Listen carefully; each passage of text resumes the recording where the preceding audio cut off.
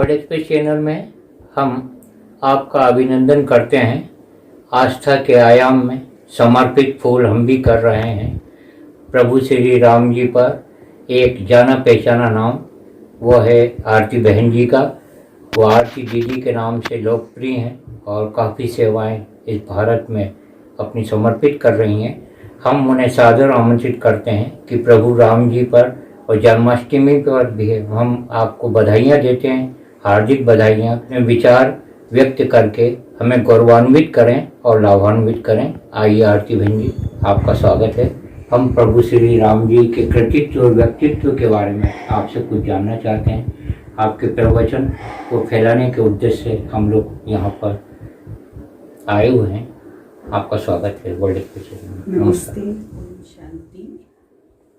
हम सुनने वाले श्रोताओं को नमस्कार कहते हैं और साथ साथ आप सबको बधाई देते हैं कि इतना भव्य राम मंदिर बन रहा है।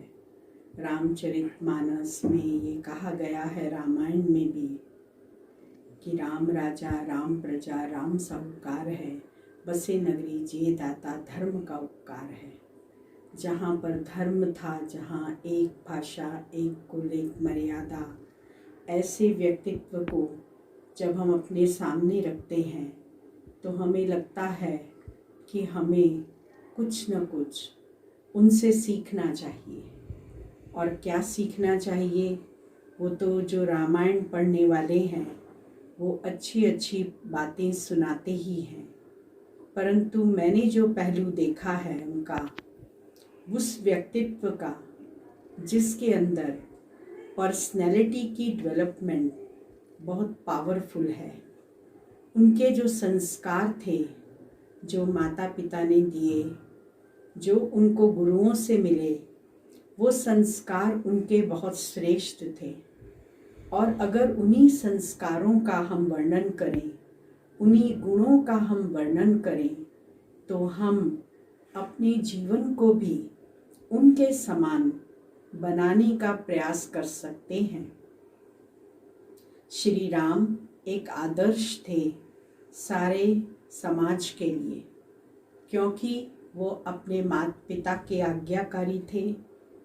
आज जो भी उनको ऑर्डर मिला, उन्होंने बिना सोचे समझे कि मेरा क्या होगा, जंगल में मैं कैसे रहूँगा, मुझे क्या करना है, बिना सोचे इस बात को उन्होंने उसे स्वीकार किया। और स्वीकार करने के बाद वो पूरे वनों के अंदर सबका उद्धार करते हुए बढ़ते रहे। 14 वर्ष उन्होंने वन में गुजारे, जिसमें ऋषि मुनियों के सानिध्य में रहकर बहुत कुछ उन्होंने सीखा। तो उनके व्यक्तित्व में सबसे बड़ी चीज़ थी कि वो माता पिता के आज्ञाकारी थे।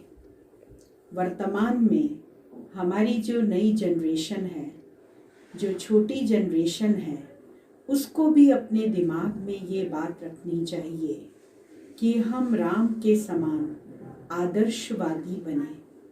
और इसके साथ साथ प्रजा का भी ध्यान रखें, अर्थात हम प्रजा को भी समानता की भावना में लेकर चले, जैसा उन्होंने हमेशा किया। पत्नी का भी सहयोग उन्हें मिलता रहा। और भविष्य में क्या, उन्होंने अपने मन में ये संकल्प लिया था कि मुझे एक पत्नी व्रता बनकर रहना है। ये बहुत बड़ी बात है, बहुत बड़ा संकल्प है। उनके मन की पवित्रता का पता चलता है कि मानस उनका कितना पवित्र था। और इस आधार पर वो हमेशा अपनी पत्नी के ही समदृष्टा होकर रहे हैं। और सीता ने भी राम को पूरा सहयोग दिया। यही नहीं, उनके भाइयों ने भी एक आदर्श प्रस्तुत किया है कि उन्होंने अपने भाई के लिए सब कुछ कुर्बान करने का सोचा। अपना जीवन, अपना घर बार, अपना सब कुछ छोड़कर एक त्यागी तपस्वी मूर्त के समान भरत शत्रुघ्न और लक्ष्मण ने उनको अंत तक साथ दिया। तो हम सब जो इस दुनिया में रह रहे हैं, मानव के रूप में हैं, वो भी एक मानव के रूप में ही सृष्टि पर आए थे, लेकिन उन्होंने भगवान की उपाधि प्राप्त की। क्यों प्राप्त की? क्योंकि एक तो वो अवतरित हुई भी आत्मा थी जो ऊपर से आई थी और आकर के उसने अपने जीवन की शैली यहाँ पर स्टार्ट की। ऊपर से आई हुई आत्मा सबके लिए समदृष्टि रखने वाली थी, धैर्यता की मूरत, सबके लिए विश्व बंधुत्व की भावना रखने वाले, प्रजा के लिए हितैषी और तन मन धन सब कुछ न्यौछावर करने वाले, ऐसी दृष्टि रखने वाले श्री राम के प्रति हम सबको अपना मस्तक नवाना ही चाहिए और उनको आदर्श रूप में अपने सामने रखना चाहिए कि कैसे उनके द्वारा हमें शिक्षा की प्राप्ति हो सकती है। हम सब जो इस दुनिया में आए हैं, रामायण को सुनते हैं, पढ़ते हैं, तो केवल किताब की रीति से उसे न पढ़ें, परंतु उसके अंदर जो बातें हैं वो हमारे लिए आदर्श होनी चाहिए। हमें अपने जीवन में उन बातों को धारण करना चाहिए और जितना हम धारणा मूर्त बनकर चलेंगे उतना ही हम भी उनके समान बनने का प्रयास करेंगे। तो 100% तो नहीं, परंतु कुछ परसेंटेज में हम उनके समान आदर्शवादी बन सकते हैं। तो इसीलिए जो सहनशीलता की मूर्त, शुभ भावना शुभ कामना रखने वाली आत्मा, ऐसे ही हमको भी प्रत्येक मनुष्य के लिए शुभ भावना शुभ कामना रखनी चाहिए। हम हमेशा शुभ भाव रखकर चलें कि कैसे हमारे द्वारा अन्य आत्माओं को भी सुख की प्राप्ति हो। दुआएं लेना है और दुआएं देना है, ये संकल्प हमारा रहे कि प्रत्येक आत्मा को हम दुआ दें और ऐसे कार्य करें कि हर एक आत्मा हमको दुआ दे और दुआ ही हमारे जीवन के क्षेत्र को अच्छा बनाती है। इसीलिए इस लक्ष्य को सामने रखकर हमको आगे बढ़ना चाहिए और साथ साथ धैर्यता को धारण करें, विचलित न हों। अभी हम जिस महामारी के दौर से गुजर रहे हैं, ये विचलित करने वाली महामारी है, जिसमें हम अगर विचलित हो जाएंगे, अपनी धैर्यता को खो देंगे, तो क्या होगा? नुकसान होगा।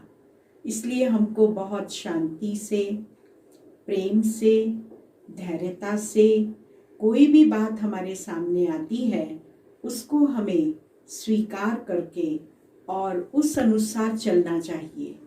ये हमने श्री राम के आचरण से सीखा। उनका आचरण क्या था कि धैर्यवान थे, एकदम शांत चित्त थे, न्यायप्रिय राजा के रूप में वो विख्यात हुए। तो हमको भी उसी अनुसार अपनी धारणा को बनाना चाहिए। जल्दी से जल्दी राम मंदिर बने, ऐसी मैं आशा करती हूँ, जिसमें सारे देशवासियों का सहयोग मिलना चाहिए और मिलता ही रहेगा। सब अभी भी वहाँ संपूर्ण सहयोग दे रहे हैं। इसीलिए हम चाहेंगे कि ऐसे मानस का मंदिर भव्य बने, जहाँ सब लोग जाकर नई नई प्रकार की शिक्षाओं को अपने जीवन में धारण करने का कार्य करें। Om Shanti. World express channel और वर्ल्ड मीडिया की ओर से आरती बहन जी का बहुत बहुत हम आभार मानते हैं। बताइए, यह प्रवचन प्रभु श्री राम जी पर जो प्रस्तुत किया है आरती बहन जी ने, वो आपको कैसा लगा? आपकी प्रतिक्रियाएं ही आस्थावान लोगों को और विश्वास देंगी। बहुत अच्छा प्रवचन आपने दिया और इस प्रवचन के माध्यम से हम लोग कुछ सीख सकें, ये हमारा प्रयास रहेगा। वर्ल्ड एक्सप्रेस चैनल की ओर से और वर्ल्ड मीडिया की ओर से आरती दीदी का स्वागत भारत की ख्यातनाम पत्रकार निधि शर्मा जी कर रही हैं। ईश्वरीय ज्ञान को उनको भेंट किया जा रहा है, इस उम्मीद के साथ, इस आकांक्षाओं के साथ में कि बहुत अच्छी राष्ट्र की सेवा करें आरती दीदी। हम तालियों के साथ में उनका स्वागत करते हैं।